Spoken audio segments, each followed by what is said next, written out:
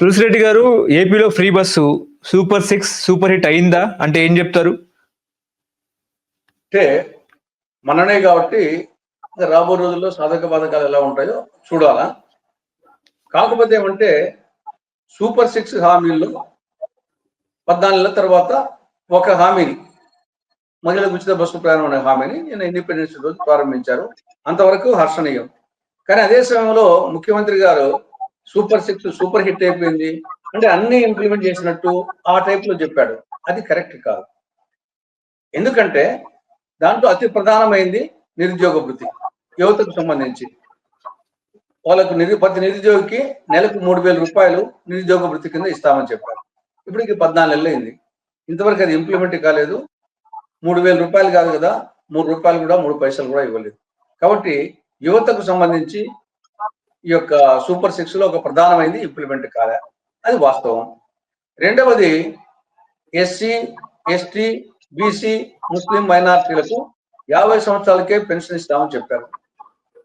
14 నెలలు అయింది, దాని ప్రస్తావనే లేదు. కాబట్టి సూపర్ 6 లో 2 ఇంప్లిమెంట్ కాలేదు. మూడవది ఆడబిడ్డ నిధి, మహిళలకు సంబంధించి ఆడబిడ్డ నిధి కింద 19-59 సంవత్సరాల మధ్య వయసు ఉన్న ప్రతి ఆడబిడ్డకు, ప్రతి మహిళకు నెలకు 1,500 రూపాయలు ఇస్తామని చెప్పారు. 14 నెలలు అయింది, ఇంతవరకు ఇంప్లిమెంట్ కాలేదు. తర్వాత నాలుగవది వచ్చేసి అన్నదాత సుఖీభవ పథకం కింద ఇంప్లిమెంట్ అవుతా ఉంది. కానీ దాంట్లో అనేక కోతల్లో 3 రకాల కోతలు. ఒకటేమి లబ్ధిదారుల సంఖ్య 76 లక్షల నుండి 46,86,000 తగ్గింది. అంటే దాదాపు 30 లక్షల మంది కోతకు వచ్చారు లబ్ధిదారుల సంఖ్యలో. రెండవది వచ్చేసి ప్రతి సంవత్సరము రాష్ట్ర ప్రభుత్వమే 20,000 ఇస్తామని చెప్పింది, కేంద్ర ప్రభుత్వంతో మెన్షన్ చేయకుండా. కానీ ఇప్పుడు 14,000 ఇస్తామంటుంది, అంటే 6,000 కోత కోయడం జరిగింది. మూడవది ఒక సంవత్సరం 2024-25 ఆర్థిక సంవత్సరానికి అసలు ఇదే లేదు. కాబట్టి ఒక సంవత్సరం ఎగ్గొట్టారు, 20,000లో 6,000 కోత పెట్టారు. మూడవది 76 లక్షల లబ్ధిదారులు 46 లక్షలకి ఆడ 30 లక్షల మందికి కోత కోసారు. అది అన్నదాత సుఖీభవ. నెక్స్ట్ వచ్చేసి తల్లికి వందనం కింద అగైన్ కోత 2024-25 విద్యా సంవత్సరానికి ఇంప్లిమెంట్ చేయలే. 25-26కు ప్రతి స్కూల్కి వెళ్ళే ప్రతి విద్యార్థికి 15,000 అని చెప్పారు, ఇప్పుడు 18,000 వేస్తున్నారు. కాబట్టి అక్కడ 2,000 కోత, ఒక సంవత్సరం టోటల్ కోత. ఇప్పుడు వచ్చేసి ఒక్కొక్క విద్యార్థికి 2,000 కోత. కాబట్టి అందులో కూడా కోతలే. కాబట్టి ఇప్పుడు కూడా ఉచిత బస్సు ప్రయాణము 14 నెలలు ఇంప్లిమెంట్ చేయలే, ఇప్పుడు ఇంప్లిమెంట్ చేస్తున్నారు.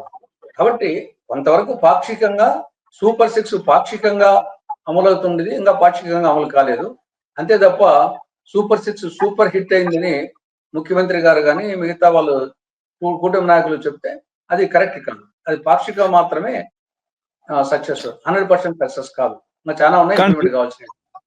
కానీ తులసిరెడ్డి గారు, మొన్న సీఎం గారు ఏం చెప్పారంటే స్వాతంత్ర దినోత్సవం నాడు 64 లక్షల మందికి ఎన్టీఆర్ భరోసా పెన్షన్లు ఇచ్చాము, 10,000 కోట్లతో తల్లికి వందనం ఇచ్చాము, అన్నదాతల ఖాతాలో 3,173 కోట్లను జమ చేశాము. ఈ నెలాఖరు అంటే ఆగస్టు నెలాఖరికి 16,347 టీచర్ పోస్టులు భర్తీ చేస్తున్నాము.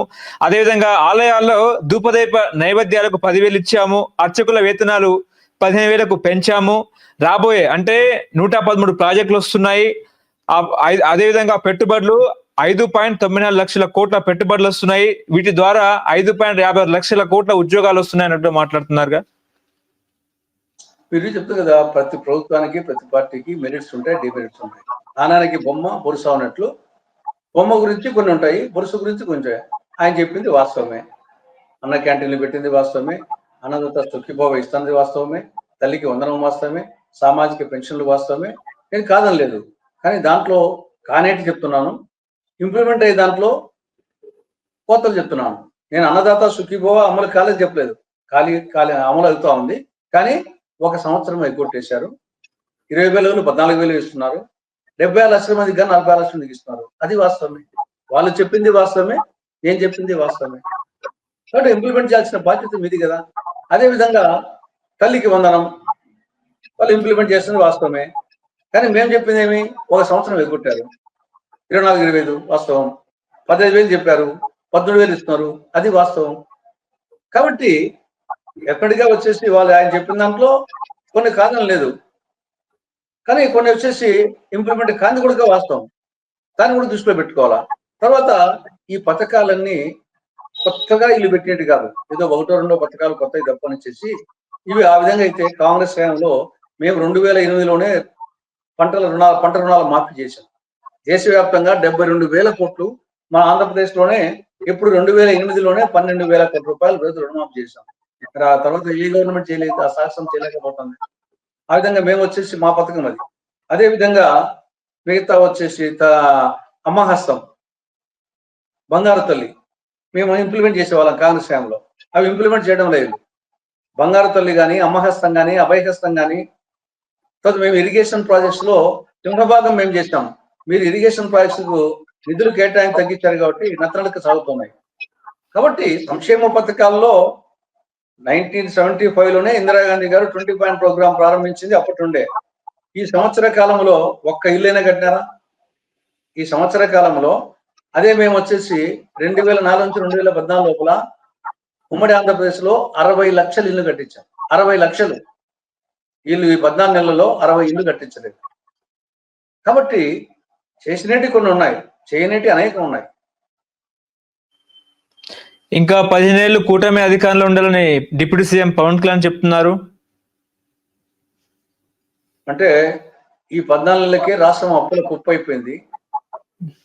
అప్పుల్లో ఆల్ టైమ్ రికార్డ్.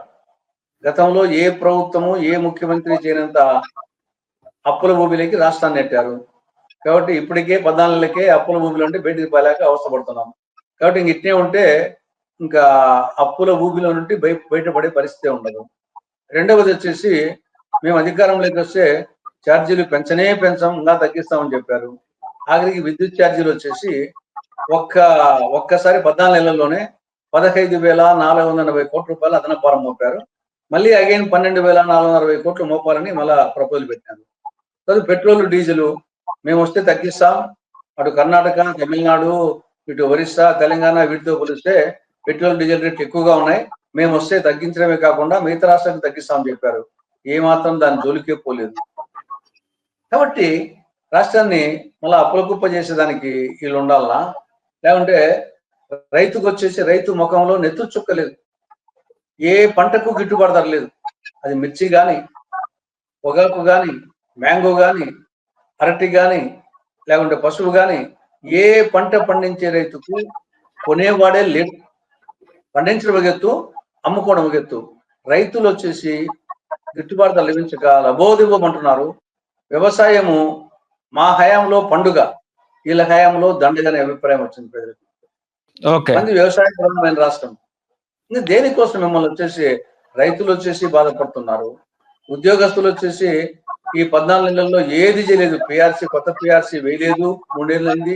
తర్వాత డిఏలు ఇవ్వలేదు. కాబట్టి ఉద్యోగుల సమస్యలు పరిష్కరించలేదు, రైతుల సమస్యలు పరిష్కరించలేదు, నిరుద్యోగ భృతి ఇవ్వలేదు, విద్యార్థులకు ఫీజు రియంబర్స్మెంట్, తర్వాత స్కాలర్షిప్ కింద 6,400 కోట్ల రూపాయలు బకాయిలు ఉన్నాయి, అవి ఇవ్వలేదు. తర్వాత కేంద్ర ప్రభుత్వము 15th ఫైనాన్షియల్ కమిషన్ కింద గ్రామ పంచాయతీలకు నిధులు ఇస్తే అది రాష్ట్ర ప్రభుత్వం డైవర్ట్ చేసి వాడుకొని 2,180 కోట్ల రూపాయలు పంచాయతీలకు ఇవ్వాల్సింది 10 నెలలు అయింది, ఇంకా ఇవ్వలేదు. గతంలో వచ్చేసి జగన్మోహన్ రెడ్డి ప్రభుత్వం డబ్బులు డైవర్ట్ చేస్తుంది అని చెప్పేసి విమర్శించిన ఈ ప్రభుత్వమే కూటమే 10 నెలలు అయింది. 2,180 కోట్లు ఫైనాన్స్ కమిషన్ ఇచ్చిన 10 రోజుల లోపల పంచాయతీలకు బదిలీ చేయాల. 10 నెలలు అయింది, బదిలీ చేయకుండా వాడుకునేది. కాబట్టి ఏనుగుల బీభత్సం ఎక్కడ చూసినా, ఎక్కడో కాదు చిత్తూరు జిల్లాలో ప్రత్యేకించి కుప్పం నియోజకవర్గంలో రైతులు పొలాల కాడికి పోవాలంటే భయపడుతున్నారు. ఏ పరిస్థితులు ఏనుగులు వస్తాయో పంటను నాశనం చేయడమే కాకుండా రైతులు తొక్కి చంపుతా ఉన్నాయి. వచ్చేసి చిత్తూరు జిల్లా, తర్వాత అన్నమయ్య జిల్లా, అటు శ్రీకాకుళం జిల్లా, ప్రత్యేకించి చిత్తూరు జిల్లాలో కుప్పం నియోజకవర్గ ప్రజలు ఏనుగుల బీభత్సంతో అల్లాడిపోతున్నారు. ఆయన ఏమో పవన్ కళ్యాణ్ కర్ణాటక పోయి కుంకి ఏనుగులు తెస్తా అని చెప్పాడు. ఆ కుంకి ఏనుగులు ఏమైనాయో రోజు వచ్చేసి ఏనుగుల బీభత్సంతో పలానా రైతు చనిపోయినాడు, ఈ వార్తలు ఎక్కువ అయిపోయినాయి. కాబట్టి దీనికోసం మళ్ళా వచ్చేసి మళ్ళా కూటమి రావాలనుకుంటున్నారా? కాబట్టి ఇది డబుల్ ఇంజన్ సర్కారు, ట్రబుల్ ఇంజన్ సర్కారుగా అయిపోయింది. కేంద్రం నుండి నిధులు తెప్పించడంలో గతానికంటే తక్కువ వస్తున్నాయి. కాబట్టి ఏ కోణంలో చూసినా ఈ ప్రభుత్వము మళ్ళీ కాంగ్రెస్ వస్తేనే ఈ రాష్ట్రం వచ్చేసి ఇందిరమ్మ రాజ్యం, ఇంటింటా సౌభాగ్యం కావాలంటే కాంగ్రెస్ రావాలా. కాబట్టి ఈ ఓకే. పార్టీలో వచ్చేసి ఈ దౌర్భాగ్యం అంతే. వీళ్ళ ప్రభుత్వాలు ఇంటింటా దౌర్భాగ్యం. కాంగ్రెస్ వస్తేనే ఇంటింటా సౌభాగ్యం.